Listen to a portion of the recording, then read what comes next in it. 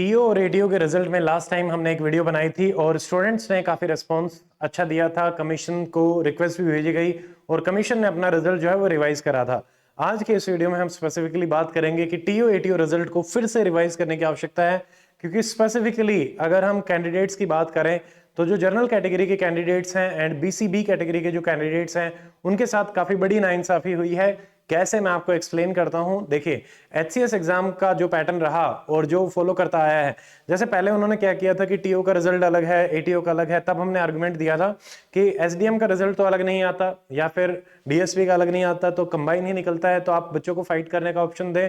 और उसमें जो डुप्लीकेशन हुआ था तो अप्रोक्सीमेटली 80+ स्टूडेंट जो है वो इंक्लूड हुए थे। बट अभी भी आप ये देखेंगे कि लगभग 45 स्टूडेंट अभी भी ऐसे हैं जिनको और इंक्लूड करे जाना चाहिए। तो सारे स्टूडेंट्स को क्या करना है वो भी मैं आपको बताऊंगा और कट ऑफ जो है वो थोड़ी सी और नीचे जाएगी। तो सबसे पहले हम देख लेते हैं। देखिए, जैसे जो टीओ की वैकेंसीज थी उसमें आप देख सकते हैं ये जो ऑफिशियल वैकेंसी है जिसमें जर्नल की 2 है, इसमें बीसीबी की 1 भी नहीं है। इस रिजल्ट को जानना किस लिए जरूरी है वो हम देखेंगे। एक एक पोस्ट यहाँ पे दी हुई है। यहाँ पे देखेंगे तो एटीओ में आपके जनरल की अनरिजर्व्ड की 30 है और बीसीबी की जो है वो 2 पोस्ट है। अब यहाँ पे आप देखो, एक्स सर्विसमैन को लेके कंफ्यूजन है। एक्स सर्विसमैन जनरल की आपकी 1 पोस्ट है और एक्स सर्विसमैन बीसीबी की आपकी 1 पोस्ट है, ठीक है। और जो हमारे पर्सन विद बेंचमार्क डिसेबिलिटी है वहां पे 2 पोस्ट है, तो 3 4, तो ये 2 पोस्ट यहाँ पे आपकी जो है उनको मिसकैलकुलेट किया गया है। अगर हम पिछला एचसीएस का रिजल्ट देखते हैं तो जब भी पोस्ट ऐसे मेंशन होती हैं, जैसे मान लीजिए जनरल की 2 + 30 32 पोस्ट हैं, तो जो कैंडिडेट बुलाए जाते हैं वो 32 पोस्ट के लिए बुलाए जाते हैं। सेम अगर हम बात करें बीसीबी में 2 पोस्ट हैं तो कैंडिडेट 2 पोस्ट के लिए बुलाए जाने चाहिए, यानी 15 × 2 30 कैंडिडेट बुलाए जाने चाहिए। जबकि जो फाइन रिजल्ट में आपके कैंडिडेट रहे, ये स्टूडेंट्स ने ही हमारे साथ डाटा शेयर किया है। अगर आप देखेंगे जनरल के कैंडिडेट 2 + 30 होने थे बट 451 कैंडिडेट बुलाए गए। अगर आप 15 गुना देखते हो तो 30 के हिसाब से बनता है, ठीक है। डीएससी में आपकी 1 सीट 1 + 6 7 सीट है, 15 7 105।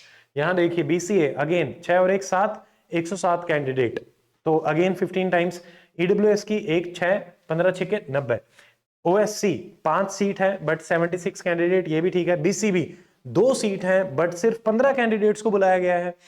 30 कैंडिडेट्स यहाँ पे होने चाहिए, यानी बीसीबी में 15 कैंडिडेट्स और इंक्रीज होने चाहिए। और जनरल कैटेगरी में अगर हम बात करते हैं तो आपके 2 कैंडिडेट और इंक्रीज होने चाहिए। अब एक आर्गुमेंट ये आता है कि ईडब्ल्यूएस जो एक्स सर्विसमैन है उसकी सीट्स को हटा के किया गया है। ऐसा नहीं होता है। एचसीएस का अगर आप रिजल्ट देखेंगे, देखिए ये एचसीएस की पिछली वैकेंसी है, उसका आप ब्रेकअप देख सकते हैं। तो यहां पे आपको दिखेगा कि नेम ऑफ पोस्ट है general, SC, BCA, BCB, EWS and ESM and PWD. तो हम लास्ट में आते हैं। देखो जो टोटल पोस्ट है तो यहाँ पे देखिए 55 31 19 7 और ये जो पोस्ट है टोटल 121 पोस्ट जो है उसके लिए रिजल्ट निकाला गया था। यहाँ पे आप 9 पोस्ट देख सकते हैं। 4 जो पोस्ट हैं एक्स सर्विसमैन की वो अलग रखी गई, 13 पोस्ट डिसेबल्स की अलग रखी गई। इवन दो ये जो पोस्ट हैं ये निकाली इन्हीं में से जाएंगी, 13 यहीं से हैं, 121 जो टोटल थी उसी में से ही यहाँ पे निकाली गई थी, बट रिजल्ट सबका अलग अलग आपका निकाला गया है। तो यहाँ पे आप देखिए कमीशन ने जो आपसे मांगी थी टोटल पोस्ट तो कितनी दी थी 121, ठीक है। अगर आप देखते हैं टोटल कितनी मेंशन थी, अब यहाँ पे भी टोटल मेंशन है, बट ये जो दोनों है वो उसी में इंक्लूड होने के बावजूद भी आपका रिजल्ट अलग निकला है। आप ये ऑफिशियल रिजल्ट देख सकते हैं।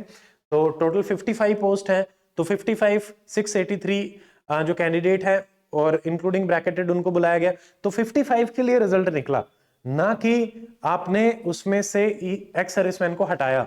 सेम अगर हम यहाँ पे बाकियों को भी देखते हैं तो हर एक में जितनी पोस्ट है, अगर एससी में 31 है तो 31 के लिए निकला, ठीक है। ऐसे ही आप आगे देखिए बीसीए में 19 पोस्ट के लिए निकला था, ऐसे ही बीसीबी में 7 पोस्ट थी तो 7 के लिए निकला, ठीक है। नेक्स्ट में 9 पोस्ट थी ईडब्ल्यूएस के लिए तो 9 के लिए निकला, तो क्योंकि उसमें हटाया तो नहीं गया। जबकि एक्स सर्विसमैन का रिजल्ट सेपरेट है, ये पोस्ट जनरल की थी, जनरल अनरिजर्व्ड की 1 पोस्ट थी बट वो अलग से निकाली गई है, ना कि 55 में से घटा के। सेम अगर हम देखते हैं एससी की जो पोस्ट है वो 2 अलग से निकाली गई है, ना कि घटा के। सेम यहाँ पे बीसीए की पोस्ट थी उसको भी अलग से निकाला गया है, ना कि बीसीए की पोस्ट में से घटा के। पीडब्ल्यूडी की भी सेपरेट रखी गई है। तो ये अगेन एक फेयरनेस का पॉइंट आता है।